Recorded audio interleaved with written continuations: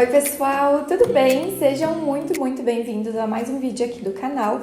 E hoje a gente vai conversar sobre assuntos polêmicos envolvendo a faculdade de farmácia. Eu abri uma caixinha de perguntas lá no meu Instagram e pedi para que vocês mandassem a questão mais polêmica envolvendo farmácia, para que a gente pudesse conversar, desmistificar algumas questões, e eu selecionei as que mais são comuns, as que apareceram bastante lá na caixinha e as que mais aparecem aqui nos meus vídeos, enfim, sempre que alguém me manda um direct. Então é sobre isso que a gente vai conversar hoje e eu espero muito que eu possa clarear algumas ideias sobre o que vocês pensam, o que vocês acham sobre a faculdade. Se você ainda não me conhece, muito prazer, meu nome é Larissa Mocelin, eu sou farmacêutica e crio muito conteúdo sobre farmácia por aqui e lá no meu Instagram também. Então eu te convido a se inscrever aqui no canal, me seguir lá no Instagram para não perder nenhum conteúdo sobre farmácia. A primeira pergunta que eu selecionei é: farmacêutico sabe para que serve todos os remédios? De longe, essa é uma das perguntas que mais aparece e também é uma pergunta que quem já está na faculdade, mas está ali se encaminhando para o final,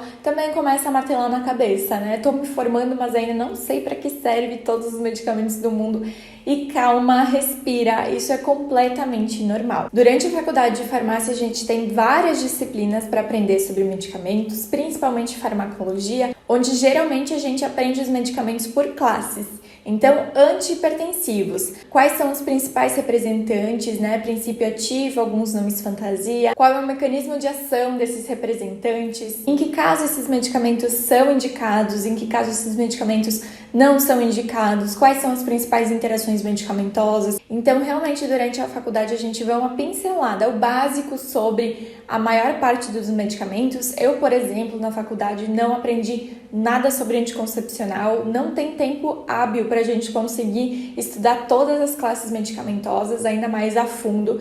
Então é completamente normal que a gente saiba um pouquinho sobre tudo e é ali nos estágios e na vida profissional que a gente começa a estudar, porque a gente já sabe quais são os principais representantes, quais são as classes, quais são os MIPs, os medicamentos isentos de prescrição, que são esses que a gente pode indicar lá na farmácia, no balcão.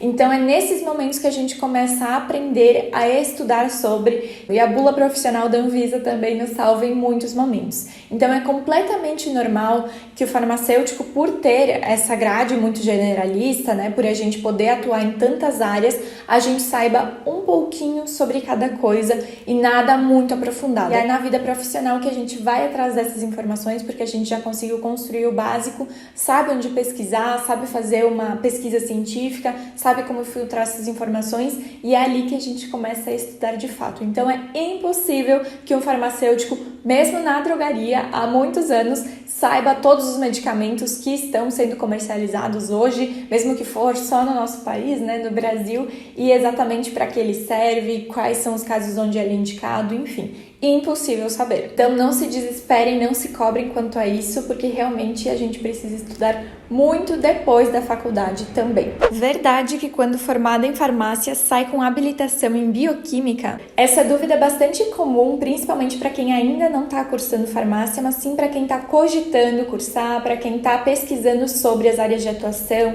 enfim.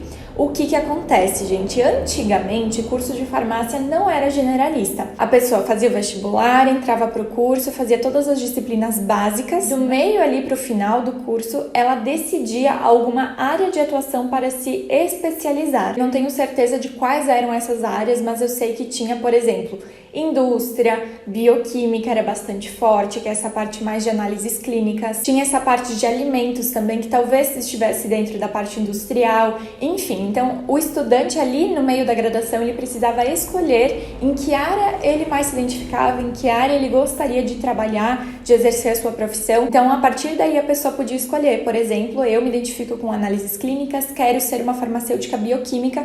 Então, todo o curso, da metade para o final, era voltado para disciplinas de farmácia bioquímica. Quem escolhia a parte industrial não via bioquímica, não via essa questão mais de toxicologia, enfim, ia direto só para a parte de desenvolvimento, de pesquisa, de área industrial realmente. Hoje no Brasil, acredito que esse ensino já esteja unificado, não acredito mais que tenha esse modelo implementado nos cursos de farmácia.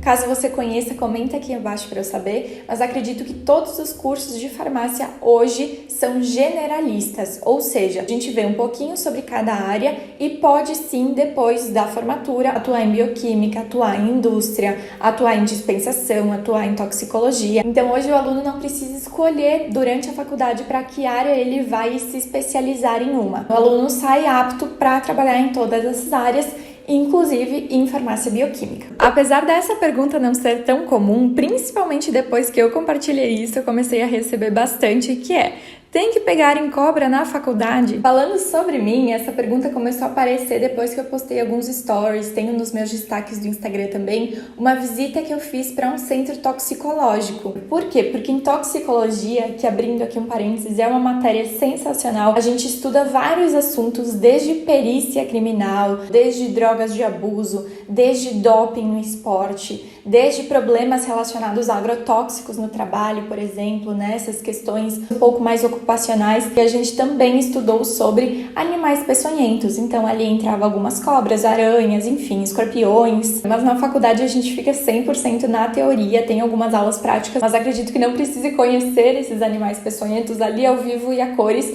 Mas a gente fez essa visita em um centro toxicológico e aí tinha oportunidade de tirar foto, enfim. Mas não é uma regra, tá? Não precisa mexer com esses animais e acredito que nem todas as faculdades tenham esse acesso. Inclusive, quero falar sobre outro assunto que não apareceu nessa caixinha, mas bombou depois de um Reels que eu fiz lá no meu perfil, falando sobre abate animal. Gravei um Reels, acho que no início do ano passado, brincando com essa questão de que a gente entra na farmácia achando que a gente só vai estudar sobre medicamentos, e aí aparecem milhares de assuntos que talvez a gente nunca tenha se imaginado estudando. Inclusive, eu cito lá abate animal e sempre eu recebo essa pergunta: Lari, como assim abate animal? O farmacêutico pode atuar sim na área de alimentos também. É um campo um pouco mais competitivo, porque vários outros profissionais têm essa habilitação também, mas é uma área de atuação farmacêutica. Então a gente tem algumas disciplinas na faculdade sobre alimentos, como bioquímica de alimentos, por exemplo, e a gente estuda um pouquinho sobre abate animal. Por quais processos o animal não pode passar antes do abate, para que a carne dele não fique dura, por exemplo, não fique rígida. Então a gente estuda todo esse princípio bioquímico da carne, né, dos animais, do abate, mas não é nada super aprofundado, mas é uma questão que sempre levanta polêmica lá no meu Instagram. Já aproveito para responder agora também. E para finalizar, essa pergunta não poderia deixar de aparecer, que é: ganha bem? Eu já fiz inúmeros vídeos aqui no canal falando sobre essa questão de salário, mas mais uma vez eu reforço que o farmacêutico tem um piso salarial pré-estabelecido. A gente tem pré-estabelecido o mínimo que a gente tem que receber para algumas áreas de atuação. Esse piso salarial não é unificado em todo o Brasil. Ou seja, se eu trabalhar como farmacêutico no Rio Grande do Sul, eu encontro um piso salarial. Em Brasília, que é um dos melhores pisos, inclusive, eu recebo outro piso salarial. No Rio de Janeiro, no Nordeste, eu recebo outro piso salarial. Isso não é unificado. O que vocês podem fazer para saber o piso salarial é simplesmente dar um Google. Coloca ali, piso salarial farmacêutico, Rio Grande do Sul, Paraná, Santa Catarina, e você consegue ter uma noção. Hoje, em 2022, o piso salarial no Rio Grande do Sul, que é onde eu estou hoje, é R$ 3.465. Pisos no Brasil que chegam a quase R$ 6.000. Em contrapartida, tem pisos que pagam ali R$ 2.000, R$ 2.500.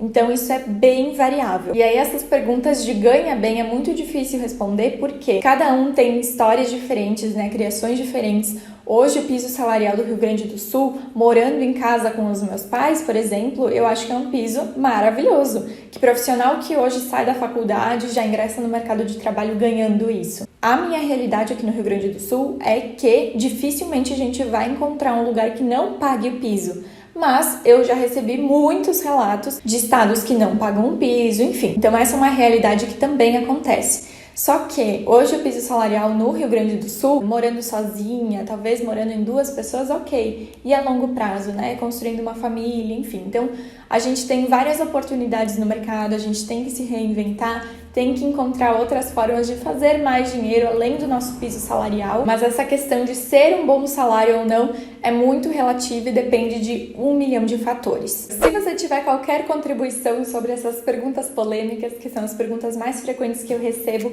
e que apareceram lá na caixinha, deixa aqui embaixo seu comentário, que com certeza será muito útil para quem chegar aqui nesse vídeo. Muito obrigada por ter assistido até aqui. Um super beijo e até o próximo vídeo.